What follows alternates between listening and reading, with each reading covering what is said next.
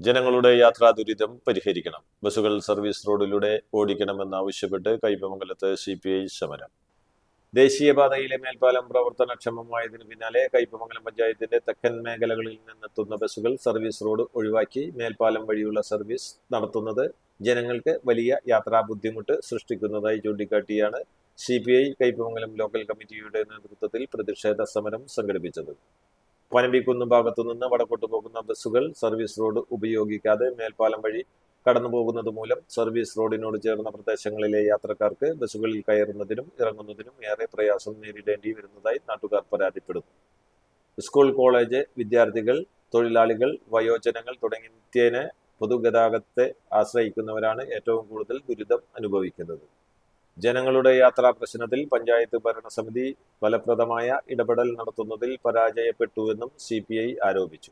പ്രതിഷേധത്തിന്റെ ഭാഗമായി ബസ്സുകൾ തടഞ്ഞ് സർവീസ് റോഡ് വഴി തിരിച്ചുവിടുകയും യാത്രക്കാരുടെ പ്രശ്നങ്ങൾ അധികൃതരുടെ ശ്രദ്ധയിൽപ്പെടുത്തുകയും ചെയ്തു.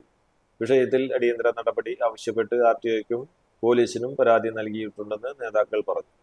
സർവീസ് റോഡിലെ കുഴികളും തകർച്ചകളും പരിഹരിച്ച് ഗതാഗത യോഗ്യമാക്കാൻ ദേശീയപാത അതോറിറ്റിയെ കൊണ്ട് ആവശ്യമായ നടപടികൾ സ്വീകരിക്കുന്നതിന് ബന്ധപ്പെട്ട അധികാരികൾ മുൻകൈയെടുക്കണമെന്നും അവർ ആവശ്യപ്പെട്ടു.